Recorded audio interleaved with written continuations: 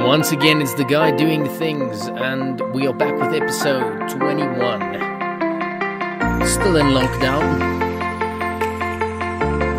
but we're sitting outside today along with the hardy-does and doves, pigeons. So if you're joining us today, we're talking to Navigating Media, Tiens and Andrew. Two really cool guys who like to drive supercars. So that's going to be interesting. This is episode 21 of The Guy Doing Things. As usual, please do get your coffee ready. And let's do this.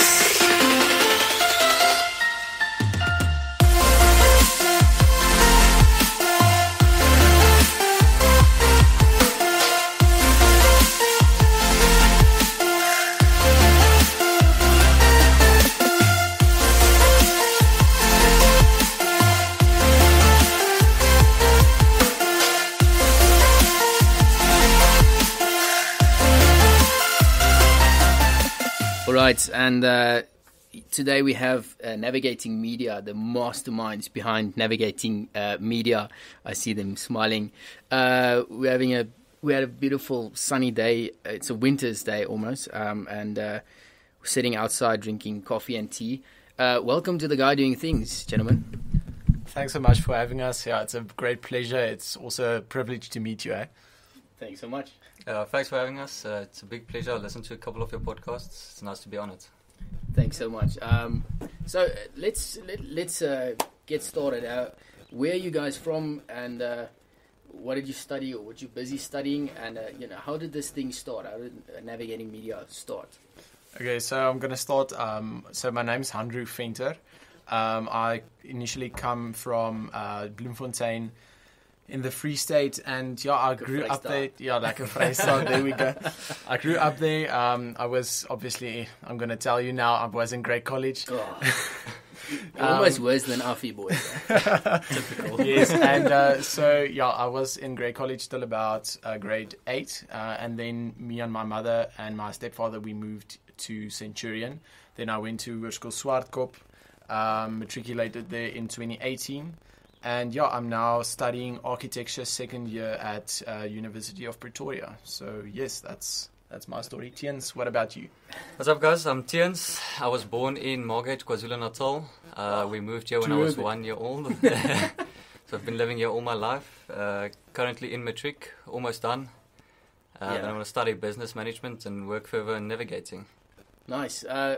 So you say you are in matric, but it's lockdown.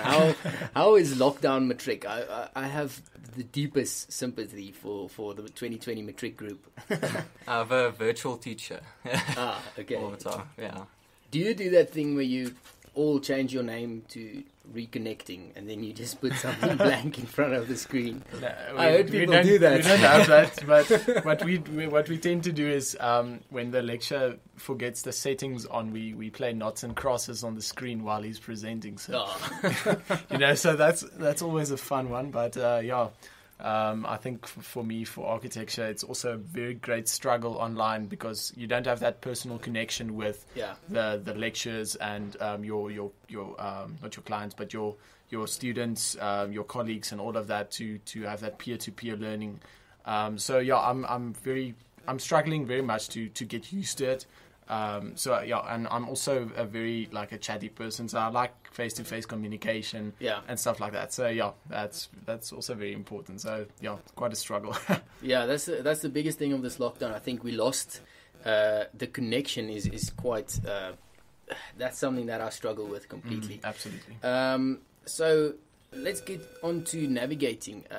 First of all, Navigating Media. It's such a cool name. Please tell me, what does it mean? Okay, so it actually started with me and one of my friends. I bought my first drone last year, I think in October, and we did this video from Roodeplaat Dam, where we just went out, had some fun. We took some videos of the dam wall and the dam itself, and just nature and animals and stuff. It was in Sable Hills Estate. And so we started this YouTube channel called Navigating Life's Adventures. It didn't really get somewhere. It was just the one video. Then we split our ways a bit, and we thought of this name Navigating, like we can use it in multiple ways. Well, that's what my interpretation of it was, and that's where I'm taking it now. Yeah. But navigating can be used in multiple segments. You can take navigating supercars. That's what we are doing right now. Navigating media, navigating property. We are busy with that right now. Where we're trying to market property and stuff like that for property agents. We can really just expand it, and my vision for it was to be a name that I can put into any name and just run with it. So that's basically. That's such a cool. I love the way that you said you bought your first drone. Now, to some of us, that's a dream to have a drone. You're like, oh, well, I bought my first one. So I'm guessing you're on your second or third one. So that was actually my second drone. Well, that was my first professional drone. So I bought my second professional drone like a month back.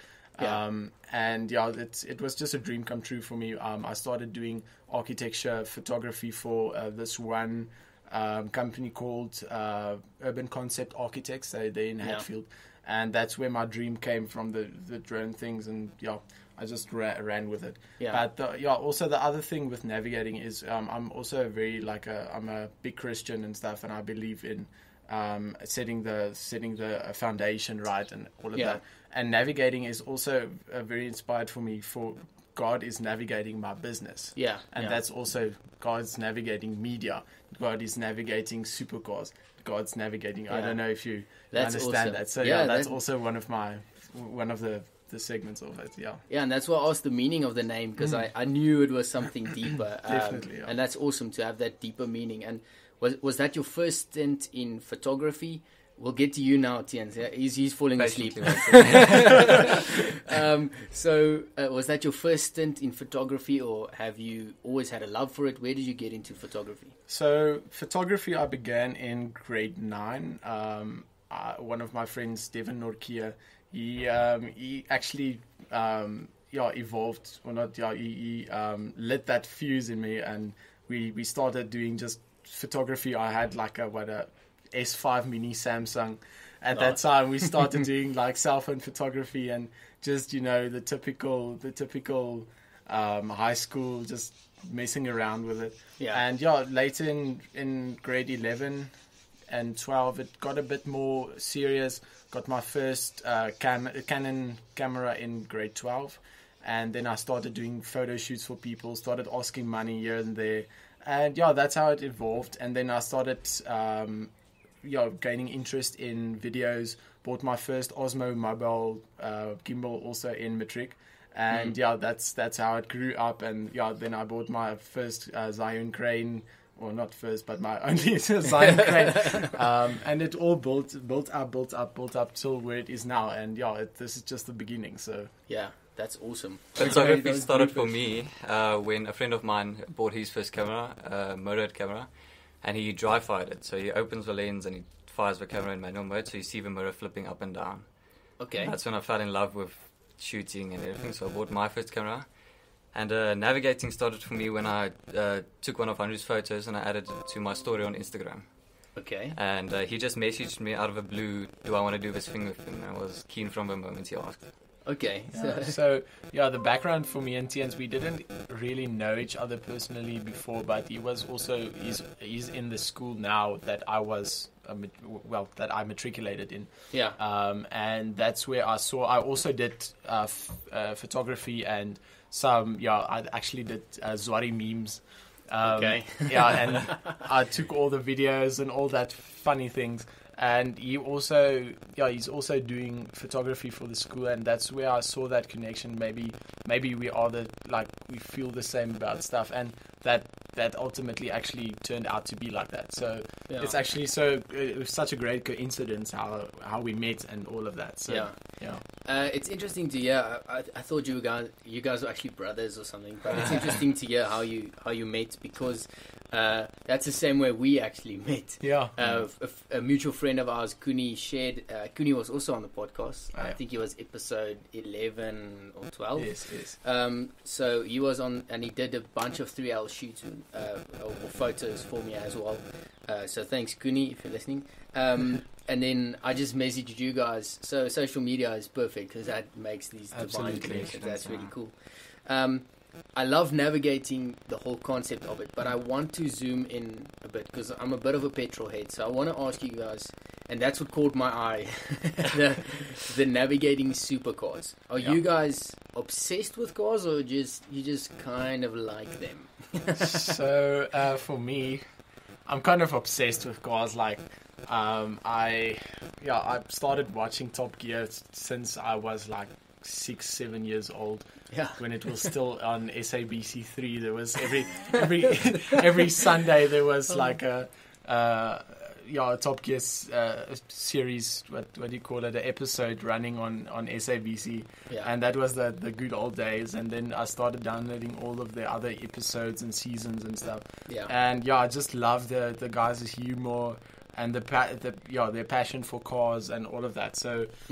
That's where it started, and till this day, there's just I get goosebumps if I hear the sound of a decent car, So and I don't think non-petrolheads get that, Precisely, the sound of a car or the sound of a turbo. I told my girlfriend how a turbo sounded, and I had this. I had this lecture where I said, listen, when I rev my car, the thing that sounds like a whistle, that's the turbo. And she goes, how is it that? And since for you, do you just kind of like cars? Hanu the other day said I have a thing for fast cars on his Instagram page, and I think that's quite mutual. Okay. Earlier we said there's no feeling that matches that feeling when you pull away in sport mode and your guts climb into your throat. There's nothing that matched that feeling. And that leads me to a next question, and obviously I like to go deep on this. I don't know about you guys, but I had this ice cream bakkie ice cream. It's like Tupperware, but the ice cream you eat out of Afrikaans moms, they keep all the ice cream stuff for you to put stuff in. And I had like 2 or 3 of them full of little Hot Wheels. And I would make countries out of our backyard. I would have roads and stuff. Tracks. So I don't know. Are you Sam? I see nods. No, definitely no. I was actually like a Hot Wheel head. Like every time me and my mom went to Spa, she bought me a Hot Wheel. Like I was like, listen, I want this car. This is different than the other one. It's not the same. It's not the same. Right? She thought it was the same, but it was just different. It's just a passion I think we all had when we were children and stuff. So Jens. Since I was small, me and my dad go to racetracks each Saturday. And that was a dog. And that's where I learned about cars and what they do and how I drive. And it's a passion. That's where it started. And it's something that kind of gets a hold of you. So, do you think it's a healthy thing we're kind of grown-ups? I mean, you're still in high school, but you're gonna go into the real world soon. Or you are already, because it's lockdown and it's really weird. So you've been exposed to the real world. So do you guys think it's healthy for us when we grow up to continue loving cars, but they kind of just get bigger? the little Hot Wheels turn into maybe a motorcycle, or they turn into. My first car was a 1992 Opel Kadett. Oh wow, nice. Then you kind of, when you have it, because it was a gift from one of my best friends, so he gave the car to me, and to me that was the coolest car ever, and it was my race car, and people would look at it, they're like, yo, this car is really old, but I would be like, no, you don't talk to bucks like that. And see the potential. And it did have a lot of potential, because it had this huge shocks, So it wasn't that fast, but it was fast over the speed bumps. There we So go. I would There race we go. the polos, and they had to brake for the speed bump, but I just went. Yeah. So sorry. The question is, do you think it's healthy when we grow up and we turn those the toys into bigger toys? Is it a good thing for us to explore that, or should we kind of keep it in a deep dark place and just drive a normal car and never talk about it? So yeah, I think for the car guys out there, like they suffer when they get married, because obviously not all car guys, they don't always marry someone that's a car girl, you know. Yeah. So I think when we are young, like 20s, mid 20s, maybe early 30s, it's maybe a good thing to like enjoy that passion and just stay in it. But I think once you get married, you can't go and buy a very fast car, and that's not practical. I think there's that practical thing of just knowing and respecting your other half, whatever you want to call it. You can drive a minivan and a GTR. Yeah, precisely. but yeah, I think at this stage of my life, I'm really still into cars, and I really don't care what anybody thinks about my passion for cars. So yeah, I don't think there's ever going to be a limit on having a passion for cars, or it's never going to fade. But I think like owning a car that's not practical is going to be a phase that you're going to go through, and it's going to pass or whatever. But I'm still going to get goosebumps when there's an Audi R8 driving past me, you know. So or I'm going to drive it. So Still going to turn your head either way. yeah, precisely. Yeah. So yeah. But Tiens, what do you think? As I said, you can drive a minivan and a GTR. I don't care what the Or wife says. Or you can put GTR stickers on the minivan. No, No, we won't. Or go like that a way. Ferrari sticker on your Opel Kadett, you know. Yeah. Switch I the never had badge. stickers. You never had stickers.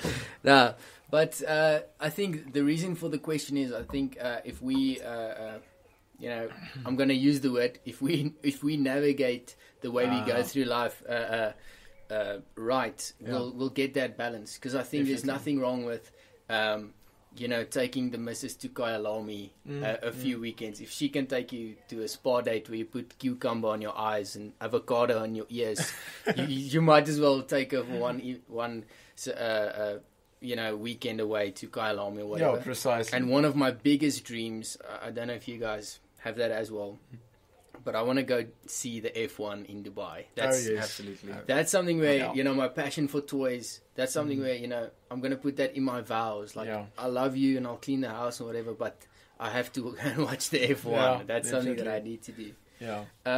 So let's go into a different sector of this. I actually just want to have a chat about cars, like in Top Gear. Me and one of my friends in primary school, we were so passionate about Top Gear, we wanted to build a website called topgearfanatics.com. Oh, wow. that's how bad it was. So I love that, and I actually want to try and replicate something like that. So we're just going to have a little chat about cars and maybe see if it can grow into something bigger. But before we do that, I spoke to the guys beforehand, and we're going to do some trivia of cars in the conversation, and then we're going to ask a question at the end, and if you answer the question correctly, or if you're the first one to answer it correctly, you can win a original Navigating Media supercar poster. So thank you guys for that. Thank you for that gift. Awesome. And then just watch out for the trivia. So the first one, this might be a heated debate. Okay? I can see Tiens is already. he's popping his head. Cash me outside. How about that? Okay, so guys, BMW or Mercedes? Okay, I'm gonna start by nominating Tiens to start for this one. Okay, I'm probably going to start a fight with this, but I'm going to say BMW. Okay. A lot of Mercedes models are for old ladies. Okay. Very fancy, very nice, everything, but BMW just does it for me. It's nothing that compares to it. Mercs are sugar daddy cars, to be honest. Oh goodness! You know okay. that S Coupe 63 or the S 600 V12. With the Swarovski crystal lights. That is the exception. How beautiful does an A45 AMG look and sound when you drive it? It sounds like a fart. No, it doesn't. It does. A BMW is a murderer's car. Have you ever heard the sound of a straight 6 135i straight pipe, or the 235i? I don't know if you know Ian Cotwell. From the Quarter 35i, it's just phenomenal. It sounds it's a beautiful sound, better. It's a than beautiful car out there. But if you drive it, you have to be a murderer, and that's the issue fine. with BMW. The A45 AMG, I know there's issues with bigger cars. I also don't like the Swarovski crystals or whatever. And I also know that the G-Wagon is basically just a glorified Land Rover Defender that costs 3 million rand. Yeah.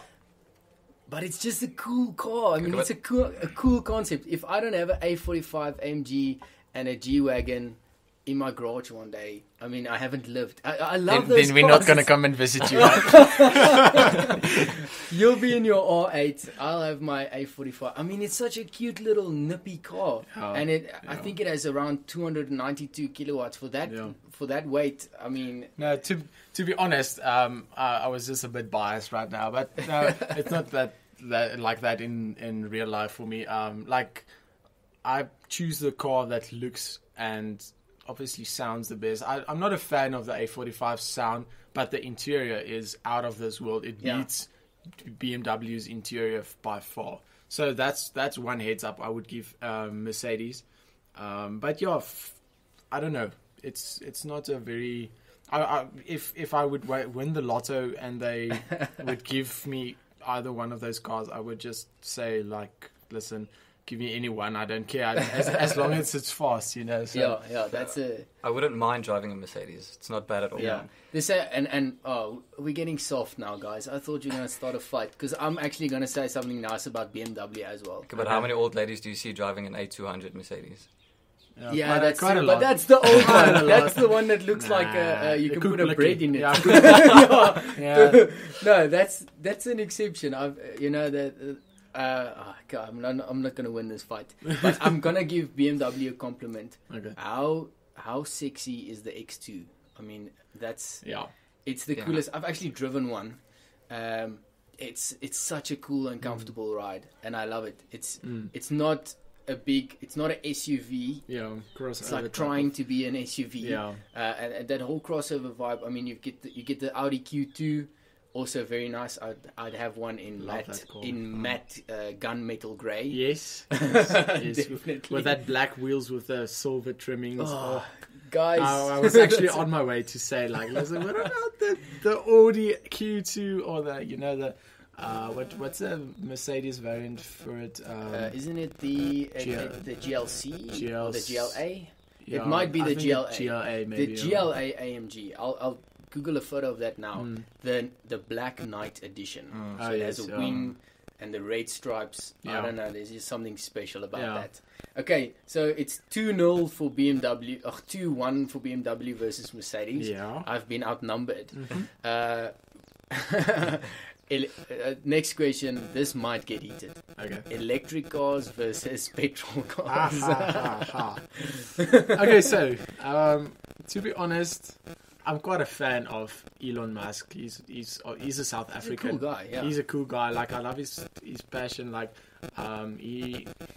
know his psychological background and also why he started all of these companies and stuff. Yeah. And to be honest, the technology, I'm a technology freak. So if you tell me, okay, this car is faster than that car, I'm going to take the faster car. I don't care if it looks like a mommy van or whatever. And ladies and gentlemen, this comes from a guy that just said he likes the sound of a car. Yeah. Now, if you have the faster car and it goes... That's the sound it's making. I want to hear that sound when you go... Yeah. Even if it's slower, but that's just me. No, so I would have both in my garage. Okay. If I wanna go to the track day, I would obviously choose the Tesla.